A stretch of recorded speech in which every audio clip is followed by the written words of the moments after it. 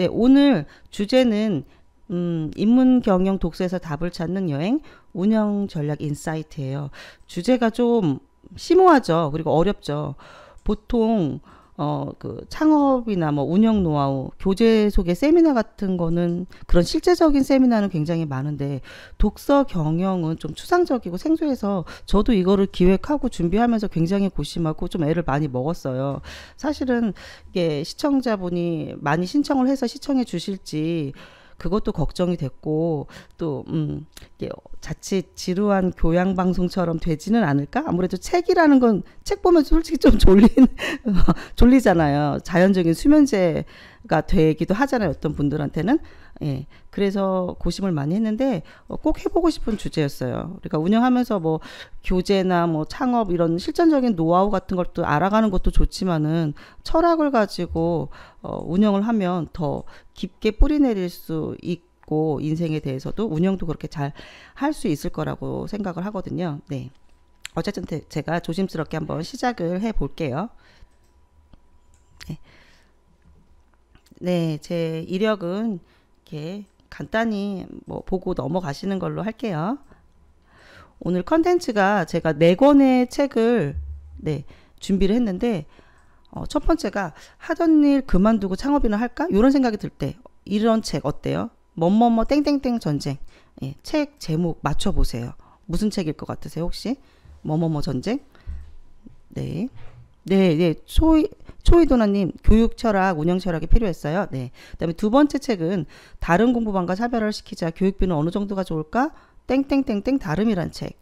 세 번째, 다 때려치우고 싶을 때, 땡땡땡땡땡 돈이라도 있어야지. 그리고 네 번째는 대박 공부방 홍보 아이디어를 얻다 생존가? 땡땡이라는 책이에요. 혹시 이 네 개의 책 중에, 나 좀 알 것 같아 하는 책들 제목 아시면은 지금 1분 안에 올려주시면 그분 뽑아서 책 선물 하나 드리도록 할게요. 네. 왜 독서 경영인가? 네. 네. 여러분들은 책을 좋아하세요? 네. 원장님들 책 좋아하세요? 슬럼프 겪고 있으시다는 김지연 원장님은 네. 그럴 때 어떻게 하시는지. 저 같은 경우 책을 굉장히 좋아해요. 예. 독서가 취미예요. 그래서 제가 보니까 2016년도에 항상 제가 1년, 월 단위로 책을 읽는 권수를 블로그에다 기록을 해놓고 또 년 단위로 몇 권을 읽었는지 기록을 해놓거든요. 2016년도 같은 경우 제가 101권의 책을 네, 4번 생존과 자존? 예, 맞습니다. 딩동. 네. 2016년도에 101권이라는 책을 읽었고, 작년에는 제가 좀 너무 바빠서 많이 읽지 못했어요.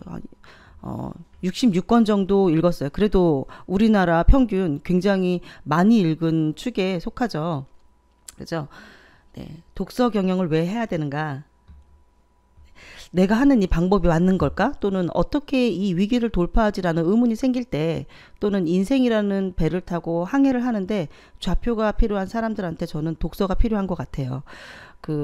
확실하지 않은 것 속에서 확신에 찬 그 진원들이 가득 찬 책에서 뒷받침을 받으면 내 인생의 신념으로 자리 잡을 수 있는 방법이 독서 경영인 것 같습니다. 혹시 이분 아세요? 네, 이분 개그맨, 아주 유명한 개그맨은 아니었는데 고명환 씨예요. 지금은 개그맨을 하지 않고 메밀국수집을 하고 계시는데 대박이 나서 굉장히 운영이 잘 되고 있다고 해요. 네, 그리고 이분도 책을 굉장히 좋아하셔서 저처럼 저도 이렇게 책을 많이 읽다 보니까 제 책을 하나 내고 싶더라고요. 그래서 책을 이렇게 쓰게 됐죠. 많이 읽다 보니. 이분도 독서를 많이 하다 보니까 본인의 책을 쓰시고 싶었었나 봐요. 그래서 이분도 작가로 또 활동하시더라고요. 네. 네. 저기 문자 중독이신 원장님도 경은김님 계시네요. 네. 어떤 책 중에 다 때려치고 창업이나 해봐. 이 책은 제목은 아닙니다. 네. 이 고명환 씨는 왜 팔리는가라는 책을 읽고 메밀국수의 면발 굵기를 결정을 하셨대요. 그리고 다니엘 핑크의 파는 것이 인간이다라는 책을 읽고 손님이 주문할 때 손님 말을 그대로 따라하면은 손님을 즐겁게 한다는 걸 알게 되었대요. 그런 전략을 알게 돼서 손님들이 깍두기 뭐 더 주세요 할 때 네 하고 갖다 주는 게 아니라 아, 네 깍두기요 이렇게 하면은 사람들이 더 즐거워 하더래요. 되게 소소한 건데 또 이분은 독서를 읽고 바로바로 적용을 하시더라고요. 저도 사실 추진력이 좀 있는 편이라서 책을 읽으면 그거를 수업 시간에 적용을 해보거나 상담할 때 적용을 해보고 또 어떠한 마케팅 책을 읽으면 그거 다 수업에 적용을 해보기도 해요. 그래서 이제 저도 독서를 통해서 공부방 창업이나 운영 중간중간 영향을 많이 받고 그런 책들이 저한테 나침판이 많이 되어준 것 같아요. 제목은 제가 이제 하나하나 설명하면서 첫 번째 책 하던 일 그만두고 창업이나 해볼까 할 때 이 책 제목은 골목의 전쟁이었어요. 저자는 이름이 김영준 씨인데요. 그 2007년부터 김밥이라는 필명으로 네이버 블로그에 글을 올리신데 저도 이제 이웃인데요. 굉장히 통찰력이 날카로우세요. 예. 그래서 이제 저자에 대한 소개는 한번 이렇게 읽어 보시고요. 네. 자, 이 분이 이렇게 농담으로 우리의 인생을 이렇게 정리한다고 해요. 그 초등학교, 중학교, 고등학교 우리가 이렇게 교육을 받고 문과, 이과로 또 갈리잖아요. 문과 경상계열, 인문계열로 가서 CO, 부도, 치킨집을 차리고 백수는 아사를 하고 인문계열로 가면 백수하거나 치킨집, 작가, 치킨집, 또 이과로 갔다 자연계열, 아사.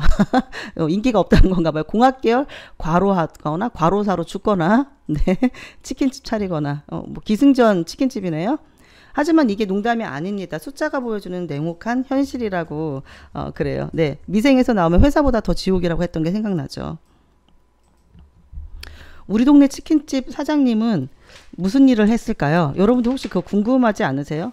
네, 이 책이 그 골목의 전쟁이라는 책이 자영업에 관한 이야기인데 창업 노하우나 기술적인 내용을 다루는 책은 절대 아니에요. 그러니까 자영업의 탄생이나 흥망성쇠, 망하는 메커니즘 분석을 한 책이에요. 그래서 여기서 이제 이런 질문을 던져요. 우리 동네 치킨집 사장님이 어떤 일을 했었을까 그 전에.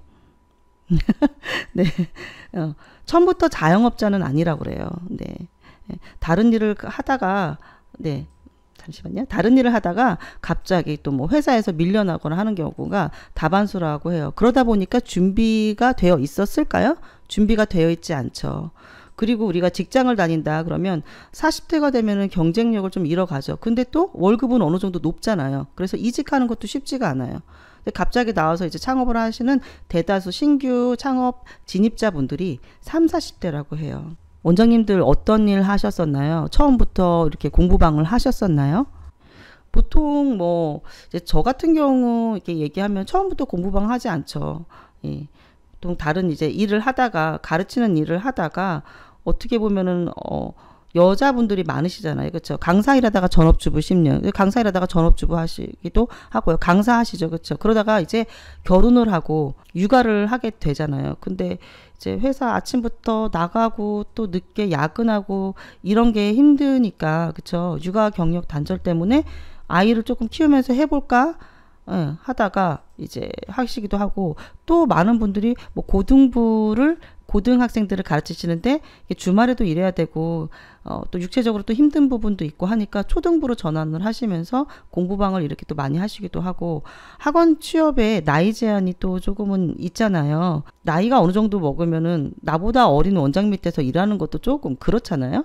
그래서 학원 취업 이제 나이 제한이 있으니까 이제 자영업을 하게 되는 거죠. 되게 많으세요 지금.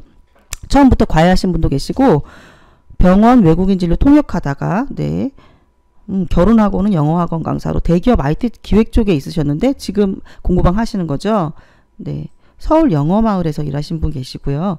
네, 그렇죠. 이게 어학원 영어 유치원 교사하다가 육아 경력 단절되어서 창업을 하려고 하시는 분이구나. 그렇죠? 경력 단절 최대 공포. 네, 병설 유치원 선생님 계시고요.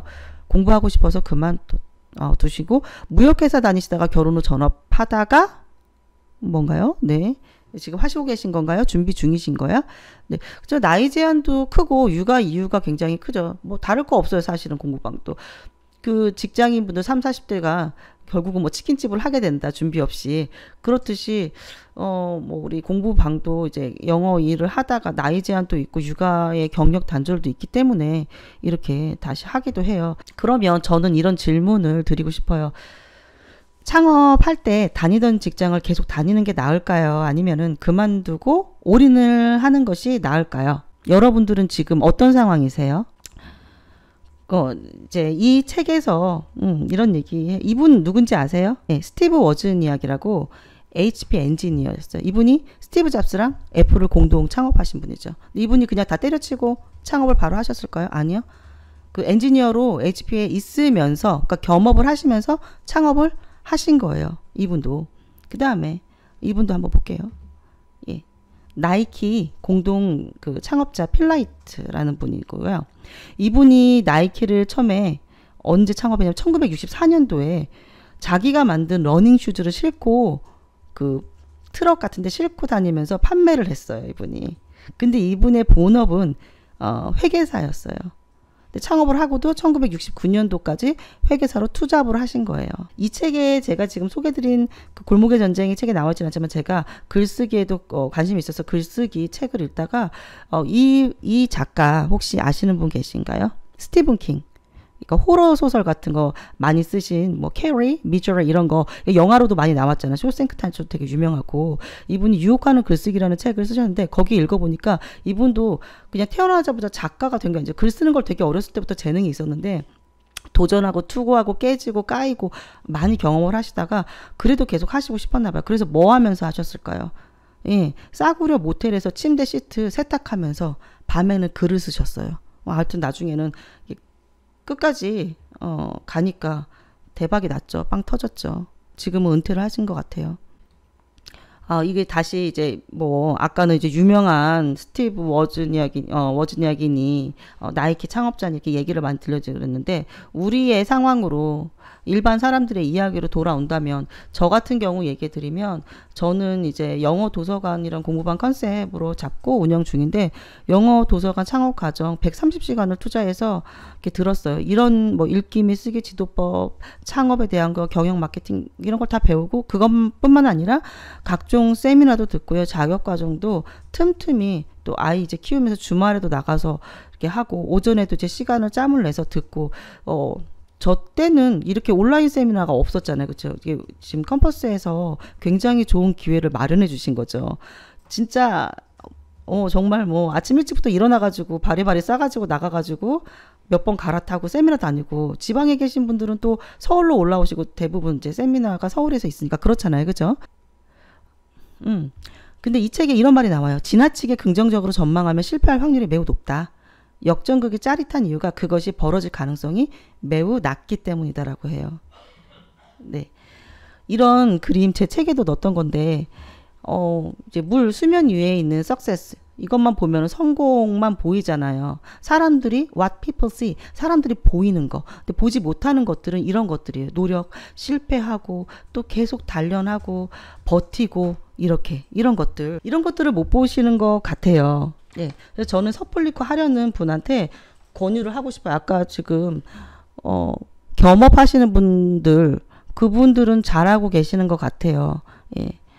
근데 갑자기 섣불리 모든 걸 때려치우고 올인을 하지 말라고 하고 싶어요. 사실은 그렇게 제가 이렇게 뭐 세미나 많이 듣고 준비를 하고 공부를 많이 해도 막상 실전에서 제가 창업을 해서 운영하면은 부딪히는 것들이 굉장히 많더라고요. 그렇다고 해서 계속 준비만 하는 것도 좋지는 않은데 일단은 좀 겸업을 해보시는 게 좋은 것 같아요. 네. 그리고 여러분들이 여기서도 그림에서도 보이지만 사람들이 보는 것과 보이지 않는 게 있잖아요.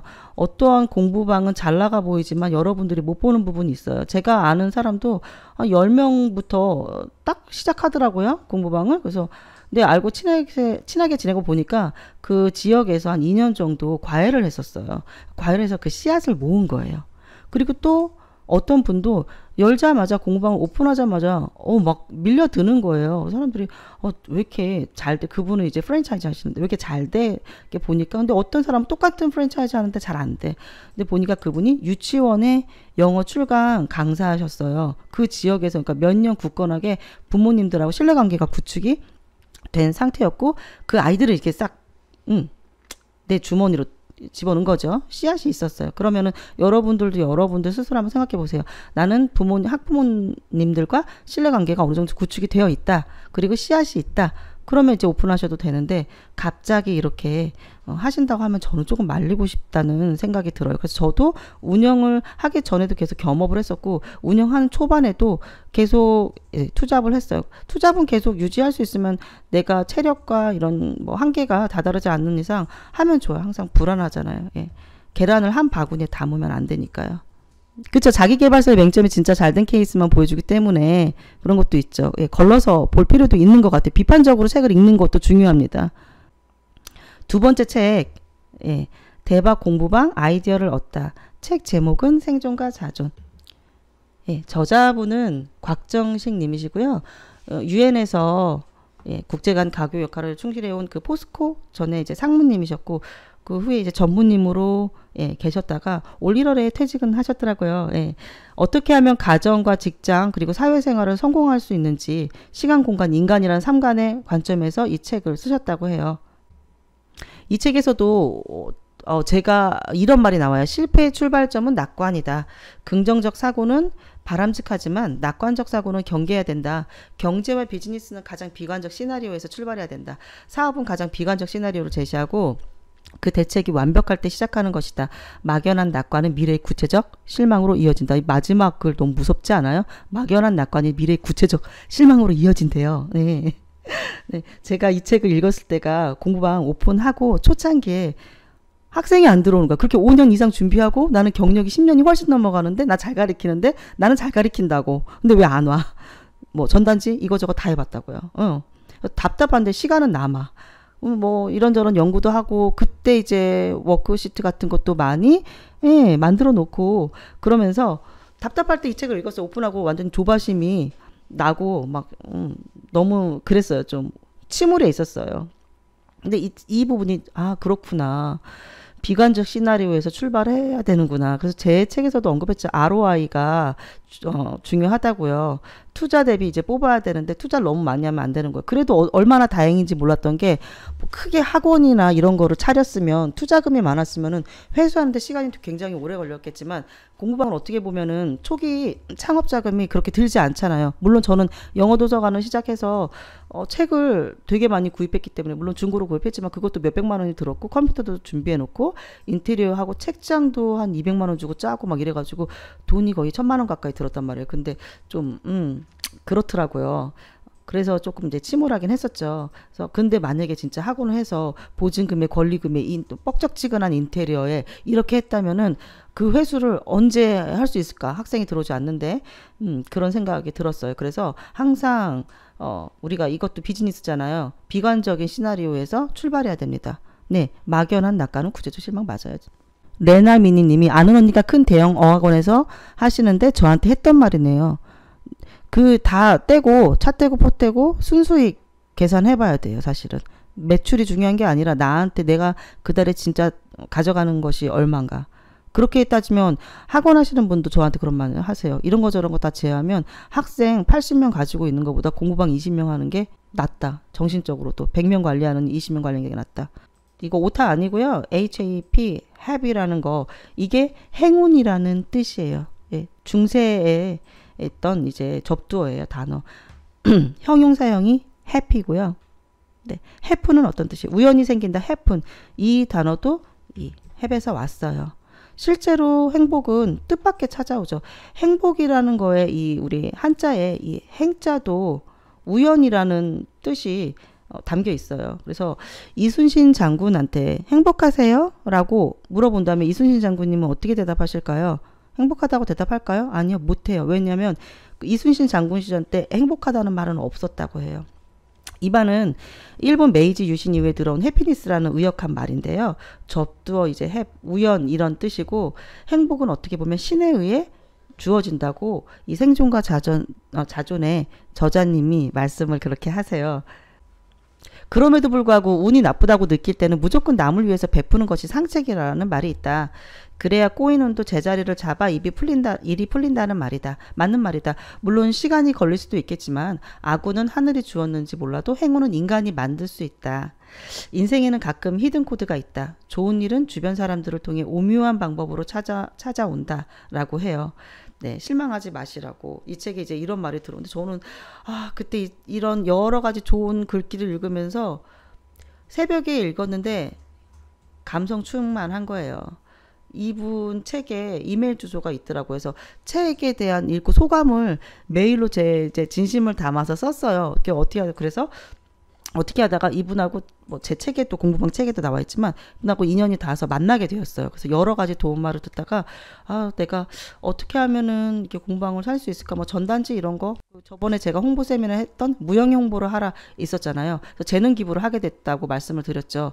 재능 기부를 하다 보니까 재능 기부를 한 게 내가 근데 그 어머니들한테 소개해 주세요 그 말 못했어요. 제가 공부방 해요 이 말도 못했고 그리고 그냥 6개월을 하고 이렇게 했는데 어느 날 막 전화가 계속 오는 거예요. 보니까 그 수업을 들으셨던 어머니들이 그 지역 카페에다가 저를 너무 잘 가르친다 이렇게 소개를 해주시고 또 그 멤버가 한 6분이 계셨는데 6분 중에 한 분이 그 지역의 돼지 엄마랑 굉장히 친한 거예요. 그 남편분들이 또 선후배지간이고 막 그런 거예요.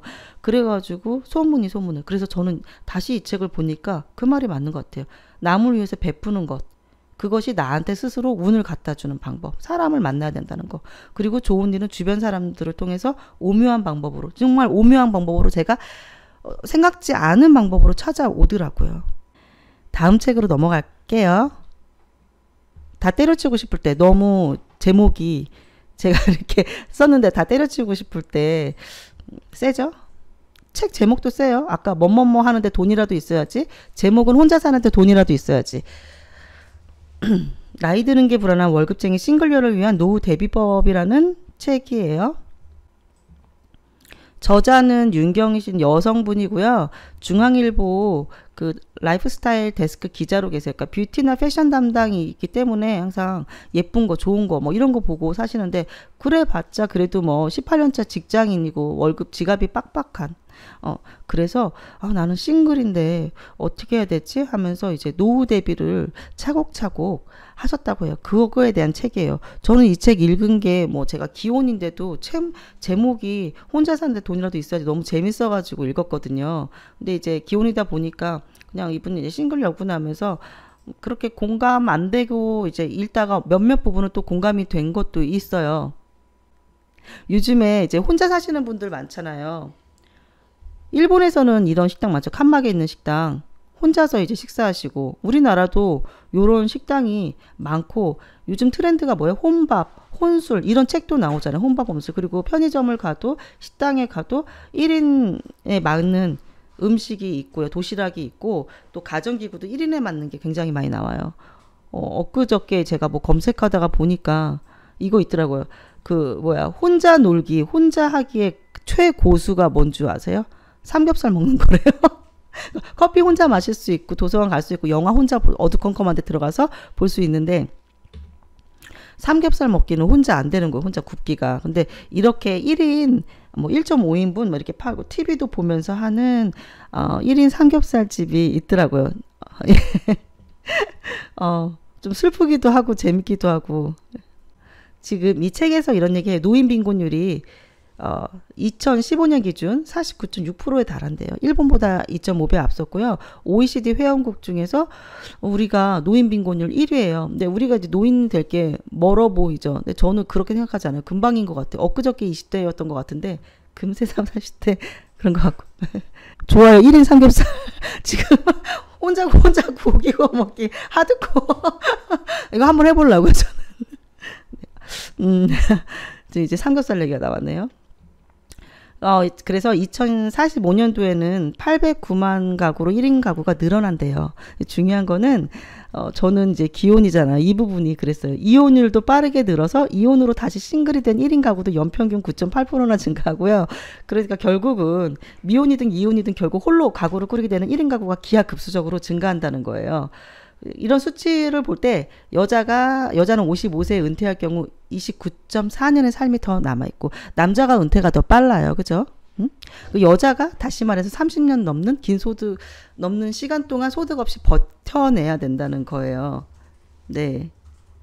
지금 70대 이상 노인된 분들 60%가 여자래요. 남자보다. 그러니까 수명이 남자보다 여자가 훨씬 길어요, 이거는. 저는 이런 또 이제 탐구 정신이 있어서 왜 길까? 왜 여자가 더 오래 살까? 남자가 뭐 직장 생활을 하고 뭐 스트레스 많이 받고 술, 담배 하고 회사에서 막 이런 알력? 그런 것 때문에? 그러면 내 동물도 조사를 해봤더니 동물도 수컷보다 암컷이 오래 살아요. 동물들이 뭐 회사 다녀요? 안 다니잖아요. 그쵸? 왜 그럴까요? 그게 남성 호르몬 때문이래요. 남성 호르몬이 이렇게 있으면은 빨리 죽는다고 하네요. 그래서 예. 그러니까 우리가 이제 우리 공부방 하시는 분들 또 학원 하시는 분들 보통 여자분들이 많으시잖아요. 그쵸? 그 여자는 홀로 노인이 되는 게 더 불안한 거예요. 그 통계청 그 자료와 그 70세가 넘으신 분들이 지금 일터를 나오고 계시대요. 뭐라도 하시는 거예요. 왜요? 대부분 58% 이상은 생활비에 보탬이 되려고. 어쨌든 우리는 다 때려치고 싶어도 결국은 70세 이후가 되면은 이혼할 수도 있고 뭐 사별할 수도 있고 혼자 될 수도 있고 해서 여자가 지금 더 취약하다는 거예요. 근데 여자가 이제 취업하기도 더 힘든 거죠. 그쵸? 네. 남성 호르몬. 공구방도 이제 몇 살까지 할 수 있을지 길게 그러니까 지금 당장 때려치고 싶은 그런 순간들이 있잖아요. 하다 보면 스트레스 받고 학부모 스트레스, 학생 스트레스 하지만은 그래도 가늘고 길게 가는 것이 저는 좋은 것 같아요. 이거는 우리 공부방 하시는 분들뿐만 아니라 직장을 다니시는 분들도 아까 제가 이제 말씀 못 드린 게 있는데 그 골목의 전쟁 쓰신 작가분이 항상 그 말씀을 블로그에 가면 하세요. 자기는 이제 자영업에 대한 이야기도 하지만 이거는 퇴사 방지 책이다. 퇴사하시고 싶은 그래서 얼마 전에 삼성에서도 강연하셨대요. 아주 앞서가는 삼성이라고. 그래서 퇴사할까봐 읽어봐라. 나오면 지옥이다. 전쟁이다 진짜. 그래서 퇴사 방지 책이다. 자영업이 호락호락하지 않거든요. 공부방도 우리가 1인이 하지만 정말 운영은 운영이에요. 그냥 사이즈만 다르고 장소가 집이다 뿐이지 굉장히 스트레스 받죠. 저는 이제 이 책을 읽고 느낀 게 정말 그만두고 싶어도 결국은 나중에 또 사회로 또 나가야 되는구나. 그러면 조금 더 길게 해보자. 내 마음을 좀 긍정적으로 갖자. 예. 스트레스를 받아도 좀 받지 않으려고 좀 노력을 해보자. 책으로 좀 힐링을 하든 이렇게 세미나를 듣든 뭐 이렇게 우리 원장님들하고 사실 우리 이게 외로운 직업인 게 소통할 시간이 없어요. 그렇죠. 근데 이렇게 채팅창에서 들어오셔서 세미나에 들어오셔서 소통을 하시는 것도 스트레스 푸는데 굉장히 큰 도움이 되는 것 같아요. 저도 그렇고. 다음 책 넘어갈게요. 다음 책은 나음보다 다름이라는 책이에요. 저는 이 책 읽으면서 그런 생각했어요. 다른 공부방과 차별화를 시켜보자. 교육비는 얼마가 좋을까? 저자는 홍성태 분이시고요.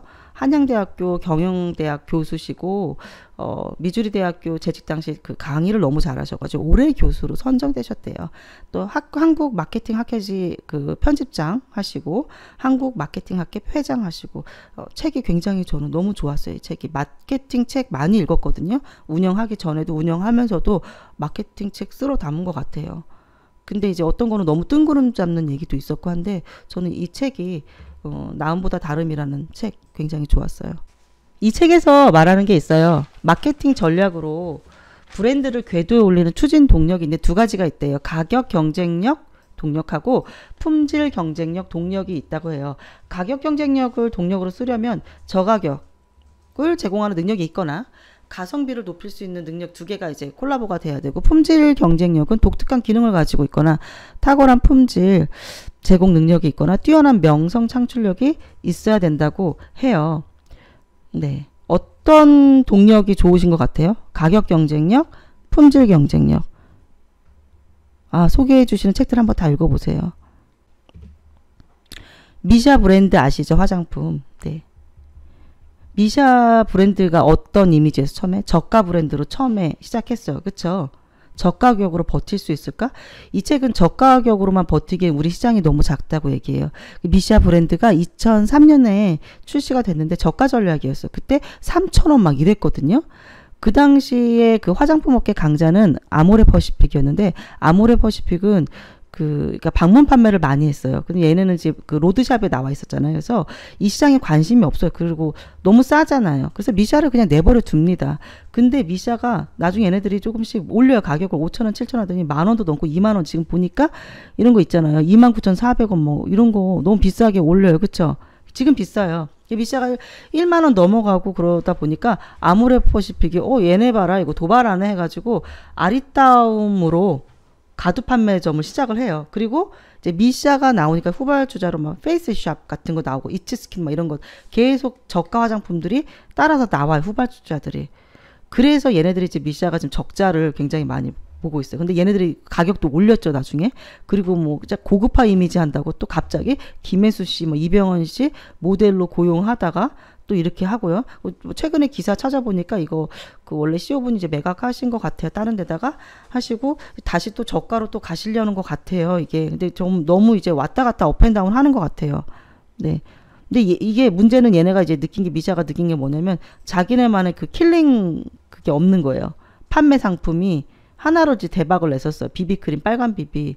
근데 그걸로 이거구나. 뭔가 이것저것 하지 말고 하나의 주력 상품을 개발을 해야 되는구나라고 생각을 해요. 그러다가 지금 또 이제 주춤해지긴 했죠. 나의 경쟁력은 무엇을 동력으로 할 것인가? 우리 공부방이나 우리 학원 창업하시니까 운영하시니까 교육비를 얼마를 책정할 것인가? 저는 이 책 읽으면서 그런 생각, 모든 책을 읽으면 내가 보통 자기 상황에 맞게 생각을 하잖아요. 그러니까 저가하면 안 되는구나. 저가 전략이 오래가지 않아. 그러면 서로 치킨런이 되는 거예요. 서로. 그래서 저도 요즘에 보면 저희 동네에도 공부방이 굉장히 많이 더 많은데 더더더 생기고 있어요. 너무 많이 생겨요. 근데 이제 가격을 이제 거기다 올려두셨는데 가격이 너무 떨어진 거예요. 4, 5만 원 더 싸게 받고 너무 싸게 받고 뭐 주 5일 가는데 또 너무 싸고. 근데 이제 어떻게 하다가 이제 또 소문도 듣게 되고 하니까 근데 공부방에 사람이 많을까요? 나눠 먹기도 파인 나누기도 있지만 싸다고 해가지고 몰리지도 않더라고요. 근데 새로 창업하시는 분들은 저 공부방에서 얼마 받네? 그럼 나는 10,000원 더 낮춰줘. 그러니까 되게 웃긴 게 어떤 데서 예를 들어 뭐 13만 원 받으니까 좀 오래됐던 공부방이 12만 원으로 10,000원 낮춘 거예요. 완전히. 그럼 다음 사람은 무슨 뭐 중고나라에서 물건 내놓듯이 그럼 10만 원으로 내려야 돼요? 예. 저는 아까 여기서 교훈을 좀 얻으셨으면 좋겠어요. 미샤에서. 네. 가격 경쟁력으로 갈 것인가, 품질 경쟁력으로 갈 것인가. 저는 가격 경쟁력보다는 품질 경쟁력을 택했어요. 독특한 기능, 이거 공부방에 적용시켜 보면은 뭐 어떠한 커리큘럼이 있느냐, 이런 것들, 내가 얼마나 잘 그 프로그램을 잘 짜놨느냐, 그리고 탁월한 품질 제공 능력, 내가 티칭 스킬이 어느 정도 되느냐, 내가 이 정도 받아도 될까, 내가 자신감이 있느냐. 너무 싸도 어떤 생각이 드냐면은 좀 초짜인가? 뭐 이런 생각도 사실 들어요. 뛰어난 명성은 저는 좀 버렸어요. 왜냐면 뛰어난 명성 같은 경우는 좀 브랜드 이미지가 커야 될 것 같은데 공부방은 그 이미지가 되게 크진 않잖아요. 큰 뭐 대형 어학원이 아니고 그 이제 명성을 얻으려면은 굉장히 오랜 그 검증된 시간이 검증해 주니까 모든 것은 걸리고요. 저도 지금 경은기 님이 말씀하시죠. 교육비 적게 받으면 제가 행복하지 않아요. 저도 그 가격 동력을 쓰고 싶진 않아요. 그러면 제가 너무 슬플 것 같고 하기 싫을 것 같고 더 때려치고 싶을 것 같고 제가 움직일 수 있는 힘이 생기지 않을 것 같아요. 싼 게 비지떡이죠. 그렇죠. 가르치고 싶지 않죠. 무조건 품질입니다. 저 소수지만 꼼꼼한 지도. 얼마 정도 받아야 이거는 지역차가 있고요. 그래서 미샤가 여타 싼 브랜드보다는 오래 살아남고 있거든요. 네. 내세울 게 없으시면 이제 찾아보시면 되죠. 이제 또 만들으셔야 되고. 어학원보다 저렴하게만 해도 괜찮은 것 같아요. 지역마다 특성이 있어요, 지금. 네. 교육에서는 품질이죠. 저도 아이 둘을 키우지만은 어디 보낼 때, 싸다고 보내지는 않아요, 솔직히. 근데 물어봐가지고 너무 비싸면, 뭐 이런 생각이 드는데, 그죠? 예. 어느 정도 이제 퀄리티가 있어야 되겠죠. 그 마케팅 STP라고 해서 세그멘팅, 타겟팅, 포지셔닝이 있잖아요. 분류를 일단 하시고 마케팅에서 타겟을 정하시고 그 다음에 본인의 포지셔닝을 하셔야 되는 거죠. 이게 공부방에 적용해보면 어떡할까요? 세그멘팅을 어떻게 분류? 초중고? 나 다 할 거야. 근데 어때요? 초중고 다 하는 학원이 사실 있어요. 있긴 있어요. 그쵸? 근데 제 눈에만 그런가요? 초중고 하는 학원 그렇게 전문성이 없어 보여요. 그리고 이게 또 고등학생들이 초등 다니는데 안 다니려고 그러고, 초등 다니는 엄마들은 초등이나 다니려고 하지 고등학생인데 안 다니려고 해서 보통 이렇게 하죠. 초중 하거나 아니면 중고 이렇게 잡죠. 아니면 초등만, 초등 중에서도 저학년만 하시는 분들도 계세요. 그죠? 아니면 초등부터 중등까지 하는데 초등 고학년부터 중학교. 그러니까 세그먼팅을 분류를 잘 하셔야 돼요. 나 다 잘해. 초중고 다 할 거야. 김밥 천국이야 나 지금. 네. 물론 너무 능력이 되셔서 다 하시는 분도 있고, 다 하는 학원급은 이제 강사분들을 따로 두시죠. 원장, 난 매니지먼트만 하고, 초등 선생님, 뭐 초중 선생님, 중고 선생님, 이렇게 다 하시죠. 그쵸? 네. 그래서 이렇게 하고, 그 다음에 이제 가격대도 분류를 세그멘팅을 하셔야 되죠. 그쵸? 얼마 받을 건가? 20만원 이상, 20만원 중에서도 중후반, 뭐 초반, 10만원 이하, 15만원에서 얼마? 만원, 2만원 차이, 업앤다운 플러스 마이너스 하고, 네, 그렇게 해서 이제 타겟팅을 정하셔야 돼요. 난 초등이다, 중등이다, 고등이다. 가격, 그쵸? 그다음에 포지셔닝, 여러분들이 열심히 가르쳐서 입소문 내서 원장님들의 이미지를 구축하셔야 되는 거죠. 자, 이 책에서 이런 내용 나와요. 어떻게 실제적인 차이를 만드느냐는 차별화 추진의 동력이자 브랜드의 실질적인 경쟁력이 되는 셈이다. 실제적인 차이 없이 차별화하려는 것은 모래 위 집짓기다. 근데 이에 더해서 또 다른 차원의 차별화가 필요해요. 이게 바로 어떻게 인식상의 차이를 만드느냐. 그거. 두세 가지를 동시에 주장하려고 욕심내지 말라. 내가 잘하는 것은 대부분은 경쟁사도 잘한다. 맞아요. 여러분만 잘 가르치는 거 아니에요. 옆집 원장님들도 잘 가르치세요. 대신에 한두 가지를 간결하고 강력하게 제시하라. 포커스가 작을수록 큰 브랜드가 된다. 이러한 포지셔닝은 당연히 타겟팅과도 밀접한 관련을 갖는다. 어떤 분들이 간혹 신제품을 들고 와서 내게 마케팅에 대한 자문을 구하는 이들이 있다. 그때 내가 가장 먼저 하는 질문이 누가 주 타겟인데 물어보면 놀랍게도 많은 마케터들이 젊은 사람들이 주 타겟인데요. 나이 드신 분들이 쓰셔도 좋고 여성분들 아니라 남자도 이러저러한테 사용하는 제품이에요. 라고 뭐 다 바구니에도 다 넣고 싶어 한대요. 그러나 이상적인 타겟은 좁혀보아야 한다. 그래서 타겟 좁혀주세요. 3부 어떻게 다름을 보여줄 것인가의 언급들. 아까 제가 그 생존과 자존 책에 그 언급한 걸 다시 한번 썼어요. 운이 나쁠 때 베푸는 것이 상책이고 그래야 꼬이는 도 제자리를 잡아 풀린다. 네.